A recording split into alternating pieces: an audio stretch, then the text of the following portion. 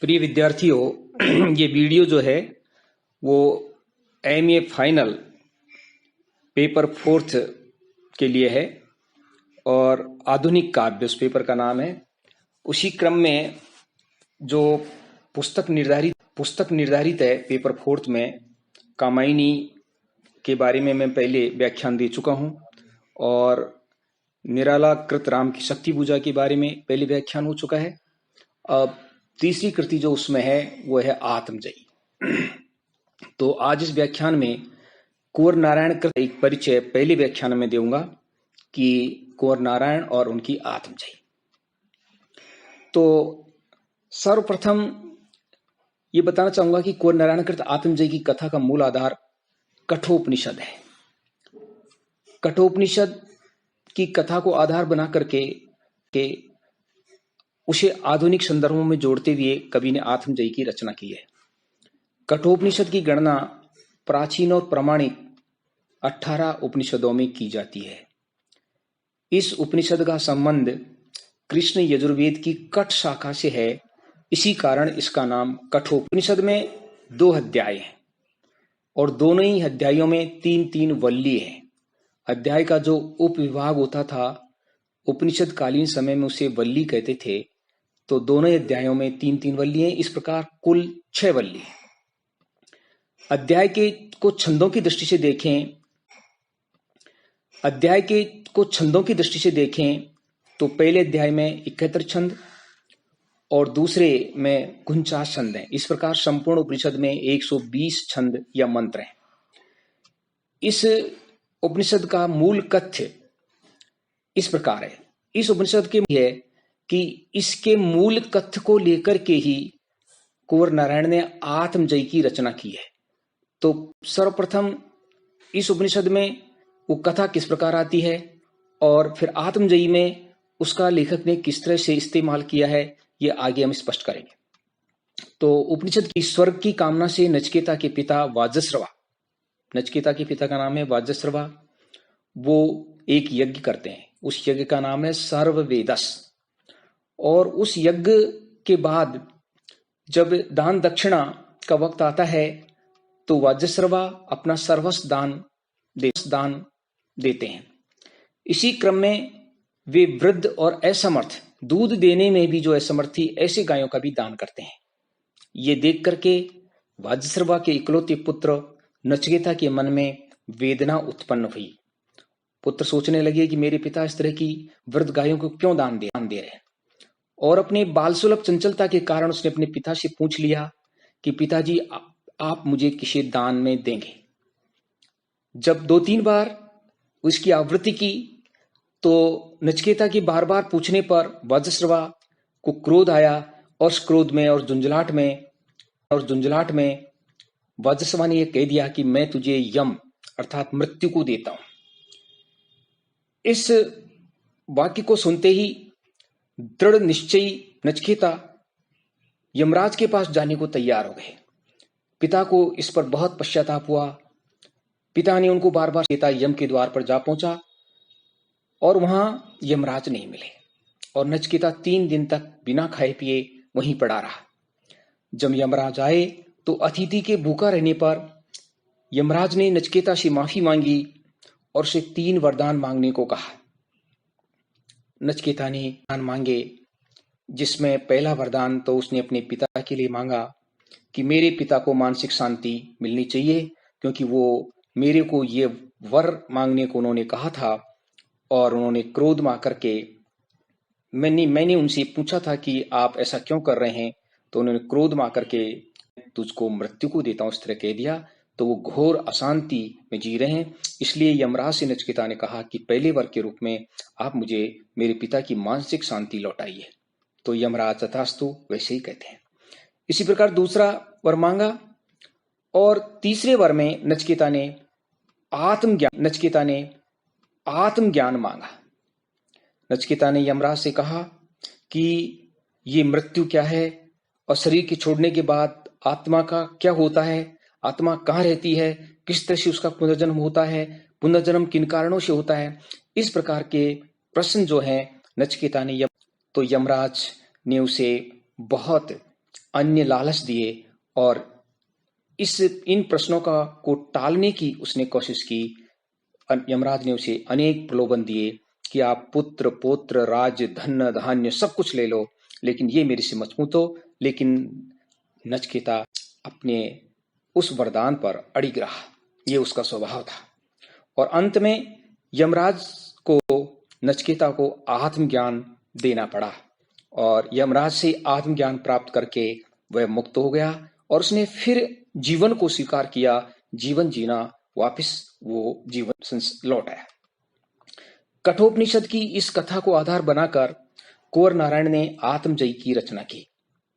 आत्मजयी शब्द का अर्थ होता है अपने आप को जीत लेने वाला, आत्मा को जान लेने वाला।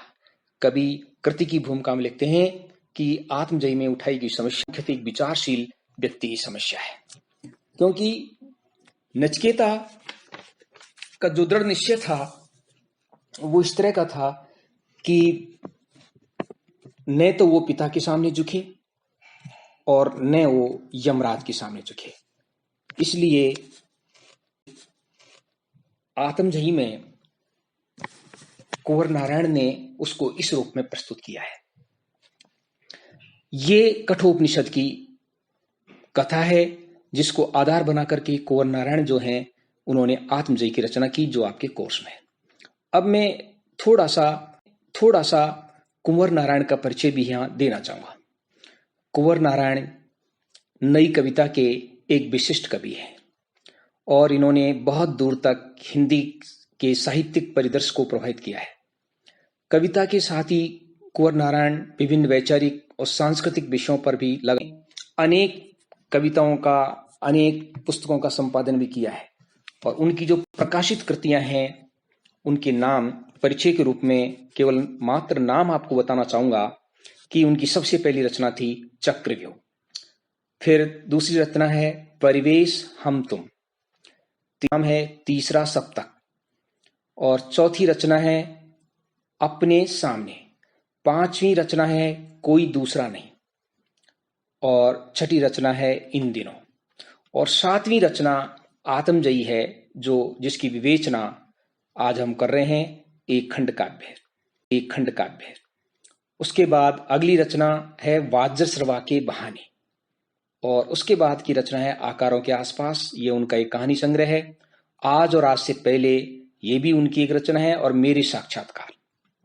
इस तरह से कुल मिला के कुंवर नारायण ने 11 रचनाएं हिंदी को दी। इन 11 रचनाओं के अतिरिक्त कुछ समीक्षात्मक निबंध लेख भी लिखे हैं जो साहित्य के कुछ अंतर विषयक संदर्भ नाम से प्रकाशित हैं। साहित्य के बारे में कुंवर नारायण का क्या दृष्टिकोण था, इसको मैं बताना चाहूंगा कि साहित्य के बारे में उनका स्पष्ट विचार था कि साहित्य वादग्रस्त नहीं होना चाहिए। उन्होंने प्रगतिवाद की आलोचना की थी। तीसरा सप्तक जो उनकी एक पुस्तक है उसमें वे कहते हैं कि साहित्य जब जीवन से प्रत्यक्ष संबंध तोड़कर वादग्रस्त होने लगता है तभी उसके स्वाभाविक विकास में बाधा पड़ती है। ये उनका मूल मंतव्य था। वो साहित्य को स्वतंत्र मानते थे और स्वतंत्र लेखन के हिमायती थे। आत्मजयी का मूल कथा सूत्र कठोपनिषद में नचिकेता के प्रसंग पर आधारित है, जैसा कि पूर्व में मैं बता चुका हूं, और कठोपनिषद की जो कथा है उसको संक्षेप में भी मैं आपके सामने वर्णित कर चुका हूं। इस आख्यान की बनाकर कुंवर नारायण ने आज के मनुष्य की जटिल मनस्थितियों को एक बेहतर अभिव्यक्ति देने का प्रयास किया है। अर्थात कथा, आत्मजयी की कथा का आधार औपनिषदिक है, एक उपनिषद से ली गई है, लेकिन नचिकेता की जो मनस्थिति है उसको कुंवर नारायण ने आधुनिक मनुष्य की मनस्थिति से जोड़ने का प्रयास किया है। इस कृति की भूमिका में कुंवर नारायण ने स्पष्ट लिखा है कि कविताएं कठोपनिषद की व्याख्या नहीं है, अर्थात केवल कि मैं कठोपनिषद की व्याख्या करना चाहता हूं। इससे यह व्यंजित होता है, इससे स्पष्ट होता है कि वो इसको आधुनिक संदर्भों से जोड़ना चाहते हैं। कुंवर नारायण आत्मजयी को हर हाल में एक आधुनिक कृति बनाए रखना चाहते थे। इसी कारण वे इसकी भूमिका में लिखते हैं। इसकी भूमिका से मैं उन्हीं का कथन उद्धृत कर रहा हूं। वो कि मैंने आत्मजयी के धार्मिक या दार्शनिक पक्ष की विशेष चिंता न करके उन मानवीय अनुभवों पर अधिक दबाव डाला है जिनसे आज का मनुष्य गुजर रहा है।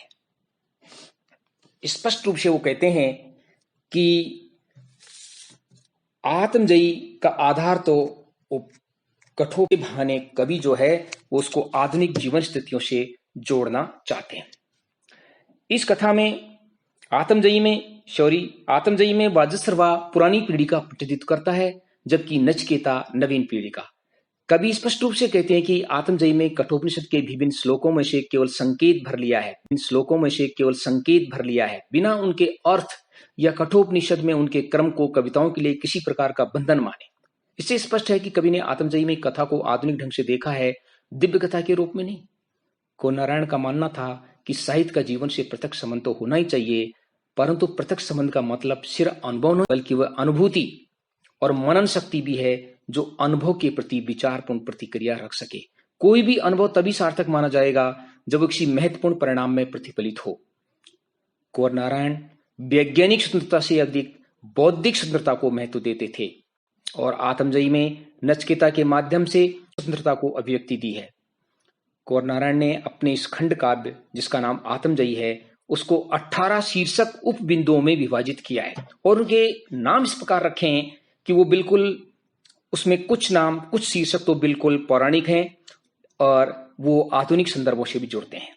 तो मैं शीर्षकों के अंदर ये आत्मजयी विभक्त है, उसके नाम मैं आपको बताना चाहूंगा कि पहला उसका है पूर्वाभास, दूसरा है वाजस्रवा, तीसरा नचिकेता, चौथा वाजस्रवा का क्रोध, पांचवा फिर नचिकेता का विषाद, उसके बाद प्रलोभन, फिर उसके बाद है मैं क्या हूं, फिर आत्महत्या का प्रयत्न, फिर दोबारा वाजस्रवा, फिर अचेता अवस्था में अतीत बोध, भविष्य बोध, यम, जिज्ञासा, श्रेष्ठ का वर्ण, सारथी बुद्धि, सर्जक दृष्टि, आत्मशक्ति, आत्मा की स्वायत्ता, मृत्यु मुखात प्रमुक्तम, स्वप्नांत, आत्मविद, पूर्वापर, सृष्टि बोध, सौंदर्य बोध, शांति बोध और अंत में मुक्ति बोध।